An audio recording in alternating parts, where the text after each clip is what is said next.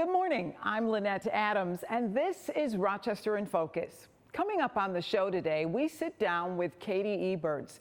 You may recall this local singer was in a life-altering car crash on the Thruway 2 years ago as her band traveled to a gig in Syracuse. She's the keynote speaker this Thursday for Catholic Charity's inaugural Blue and White Ball, Stories of Resilience. Don't miss our chat, however, about her fight back from a serious spinal injury that left her paralyzed. Next, a joint announcement from Cleonda Florence, who owns nonprofit Let's Get Lit, aimed at helping people become literate, and Sebrin Johnson, CEO of Edceptional, which offers a few educational products, but in particular runs Good Schools Rock. It's a website specializing in local charter schools. You'll hear their exciting announcement only on Rochester in Focus. And boy, did I learn a lot from Pauline McCleary. Her program, Legacy Makers, Wealth Initiatives, could change your life. You'll want to stick around to hear what she has to say about building generational wealth and leaving a legacy for your children and grandchildren. You won't want to miss this. And finally, are you ready to get your groove on? Jay Whispers stops by to tell us about the 17th annual Pan-African Festival at the Highland Bowl Saturday. It's an all-white party honoring singer and songwriter Frankie Beverly, who died last year. You won't want to miss the 7 hours of music and an assortment of African and Caribbean food.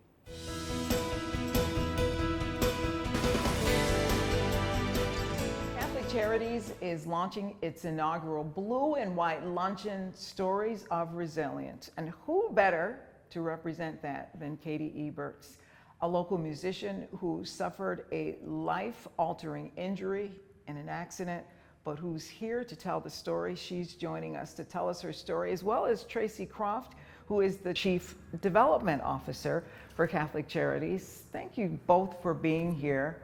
This is such a wonderful idea, Stories of Resilience. Why? Because of the 25,000 people we serve in the Rochester and surrounding areas, they all have their own stories of resilience, how they're succeeding, how they're growing, and how they're getting through the challenges that they face. And we wanted to highlight them and have a face of resilience to tell her own story, and we can put it all together. And Katy, you're the keynote speaker. Why did you want to do this? I feel that as long as I can keep sharing my story and helping others to feel confident in sharing their own story, then that just creates a really healthy cycle and support system that these 25,000 people need, and everyone needs, and I need it too. So it's a great cause, and I was just really excited and honored to be asked. So when we talk about the word resilience, what does that mean to you? I don't think I really truly understood the definition of resilience until I went through this accident. And I really had to dig deep to find that strength that I didn't even know existed within me. And, it's important when things like this happen that you find that within yourself. I'm just curious if you followed her story, if you thought of this idea and said, oh, I know just the person. Well, I've known Katy for a long time. My children took piano and I think guitar maybe lessons, one of them, from you. I took voice lessons from her. And so there was no question about following the story. And when it happened, it was, I was just going on vacation, and my daughter was with me on vacation, and she knows Katy, and at the time was a nurse at Unity Rehab, and neuro rehab, and she said, Mom, you should recommend that she goes there, and she did, and I think that was probably pretty key in her recovery, and my daughter got to be her nurse a few times, so that was nice. It was a nice full circle for her. How great was that? So Katy, Can you give us an update? Tell us how you're doing. I feel like I'm doing really great overall, and I'm very lucky to have had the recovery that I've had. It's been some luck as well as some hard work and just a lot of love from the community and the people that are close to me. Was there a moment when you thought you wouldn't be here to tell this story and to be the keynote speaker? Several moments, especially really early on, because the prognosis did not look very promising early on. And I've learned a lot about spinal cord injuries and how different they are for each person. And, you know, I, in theory, should have moved my toes or my legs, or I should have moved something a lot sooner than I did. But because that didn't happen for several weeks, there really was not a very hopeful outlook for me. But the moment that I wiggled my toes, I just completely surprised myself. I was in complete total shock, and something shifted in my mind and my body, and I went, there's going to be more. There's going to be more to this. I could just feel it. I'm like, if I can do this, I'm going to be able to do more. So in order to hear the rest of the story, you're going to have to go to the luncheon. It's September 4th, and it's at The Hyatt downtown. the Hyatt downtown. There are still tickets. You have a couple days left to go to the Hyatt, get tickets to the Blue and White Luncheon Stories of Resilience, and we'll be right back.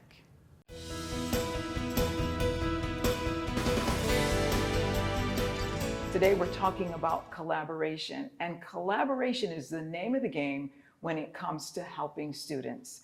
And I'm talking to two people who know a little bit about that. Sebrin Johnson is the CEO of Edceptional, and Cleonda Florence is the creator and owner of Let's Get Lit.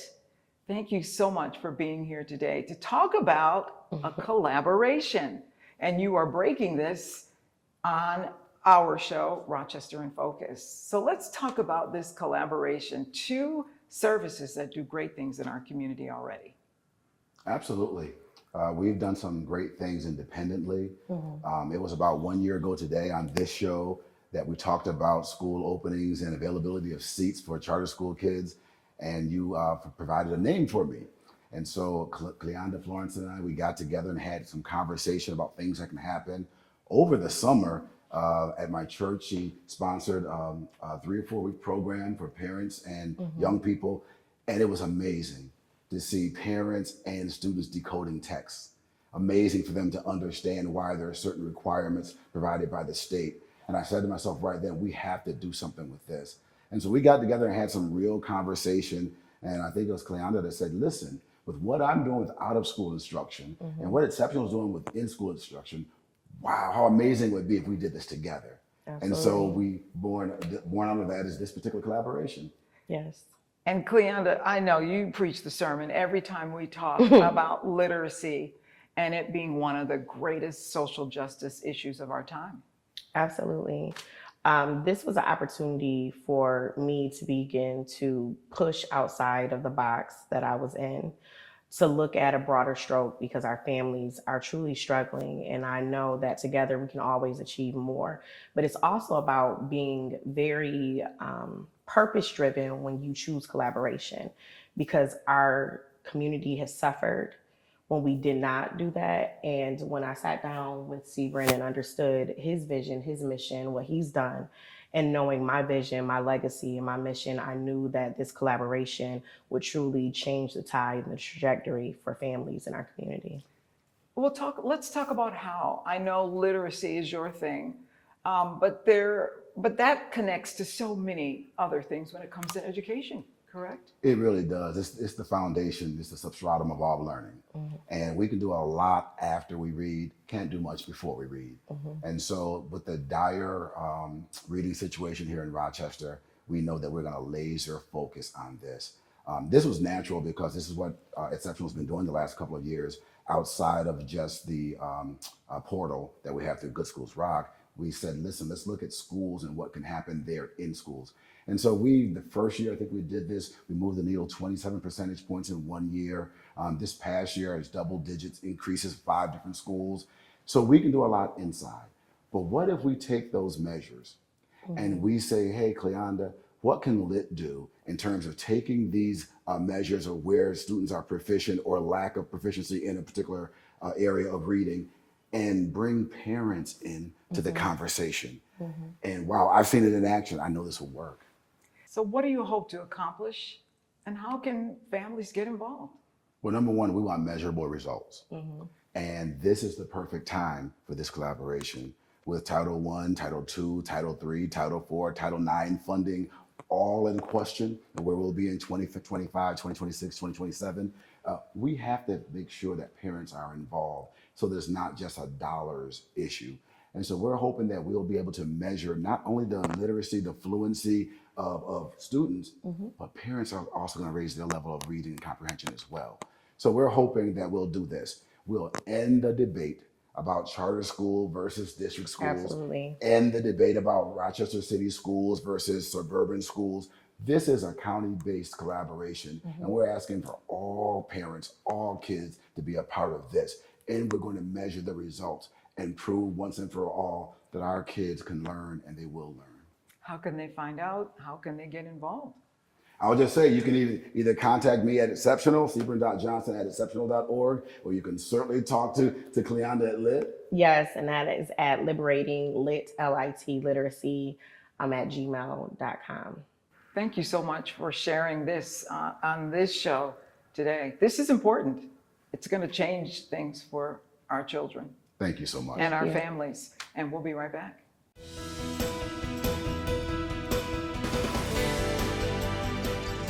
So do you know how to build wealth? And will you leave a legacy when you leave this earth? Well, our guest today is talking about how important those things are. Pauline McCleary is the owner of Legacy Makers Wealth Initiatives. Thank you for joining us. I am so glad to be here, and thank you for inviting me.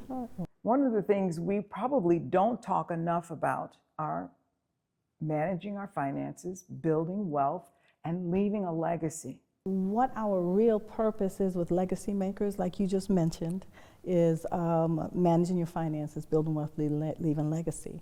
One of the things we focus in on is that generational wealth and how important that really is. Because we also know that regardless of everything that's happening around us, we want to be able to leave a legacy. And that's why we're called Legacy Makers, but also knowing that that next generation needs an opportunity that they would never really get. A lot of other groups are able to leave or transfer wealth to their next generation. What are some of the things that you focus on almost immediately? Immediately, what we look at is how do you manage your finances? What does that mean? It means that what goals have you set for your future? Because we know that if you're planning your future, that should include how you also leave legacy, right? But what we found is that a lot of people really have not set goals. And then we talk about values, what is important to us. Because what is important to us is what we spend our money on, right? And so whatever we spend our money on, it reflects what's important to us, right? So we're looking at how important it is for people to start to learn how to create budgets, learn how to set goals, and learn how to manage their finances so that they can increase their savings, decrease debt, and leverage their credit so that they can also start to build wealth. Can anybody build wealth? You know, somebody may say, well, I live paycheck to paycheck. Where do I get that extra money to even begin investing? So investment is not just, building wealth is not just investing, it could be through insurance, okay?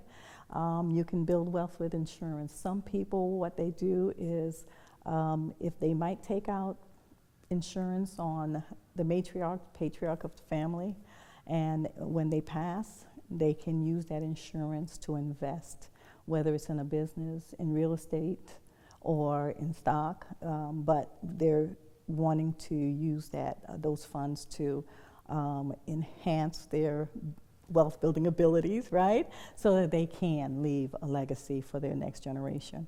And thinking that way rather than sometimes that insurance money comes in and we just kind of spend it, but investing it that with a return. And that's what we want to do when we are able. That's another way, like I said, to do it other than I don't have the rest, I don't have more. I can take that insurance money and use it to invest. So there's a lot of, I can see why you say it's a mind shift. It's changing the way people think. And I love the concept. It's a way to build wealth at any age, I would imagine. How can people take your course? Well, Legacy Makers, we have a 6-week training that we do on a quarterly basis. So we have we just finished our summer training. We have our fall training that starts in October. So that's in October and November. And then at those trainings, you can find us online for one, but check us out on Facebook. We're always posting on Facebook when the next trainings are coming up. What's really great too is that when we started the training, the pandemic hit, so we were able to kind of do some trainings online, which is awesome because a lot of people love doing it from the confines of their homes and they don't have to be out in the evening to take the training. And so it makes it convenient for them as well, but we also do in person as well. We also partner with other organizations where we do trainings for them and their constituents as well. So we have a number of different ways, but check us out on Facebook and we're putting out information on a regular basis, letting people know when our next trainings are coming up. Look for it. You definitely don't want to miss the next one. And we'll be right back.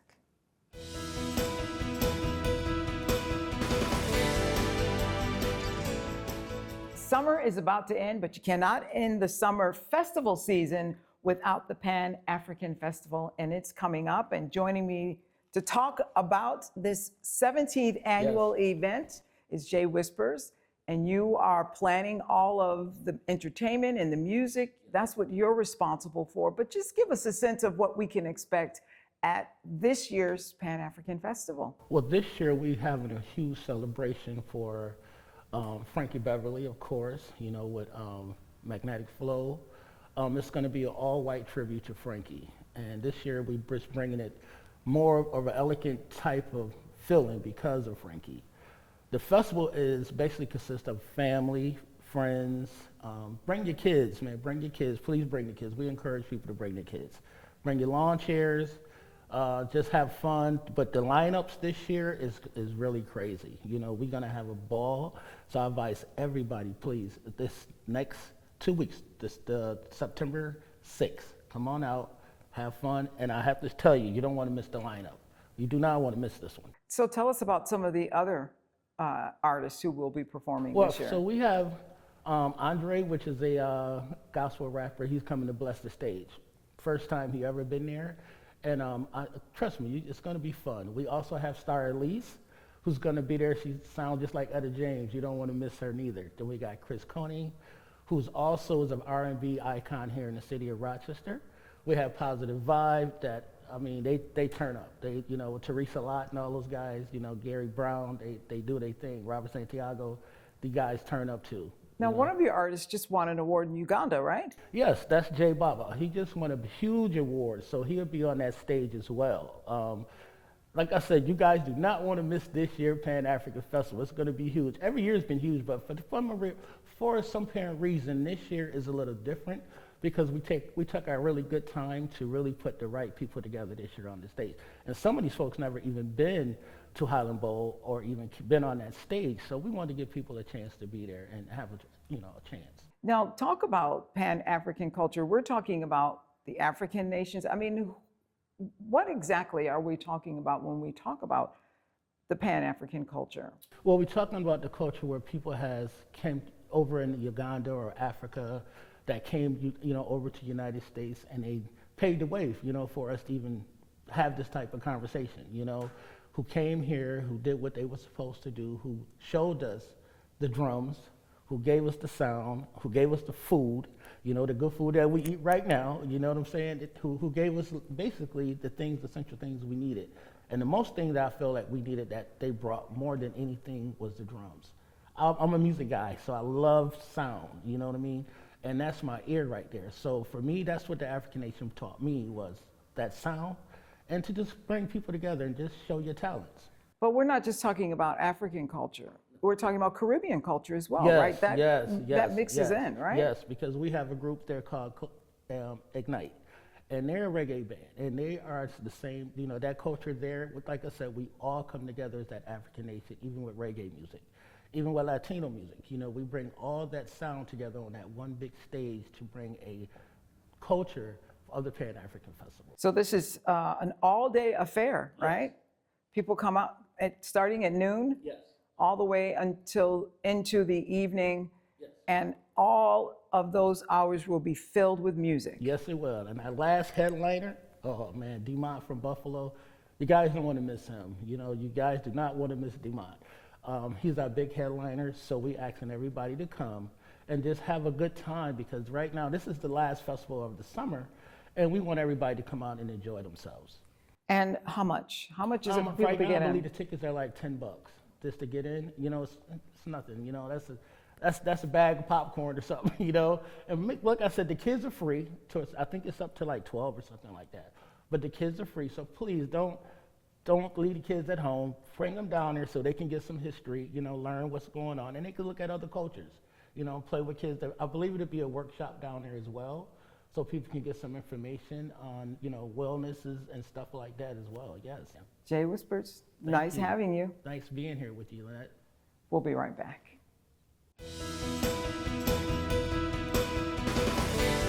Thank you to all of my guests this morning. And if you would like to get in touch with any of them or learn more about what you saw here today, we'll have that information along with this week's show at WHEC.com. Just click on the Rochester In Focus tab. And if you would like to join us as a guest, here's how you can reach the show. Well, that's all the time we have. If you're wondering what your neighbors and friends are doing to make Rochester a great place to live, join us each Sunday for Rochester In Focus right here on News 10 NBC. Until next time, have a great week.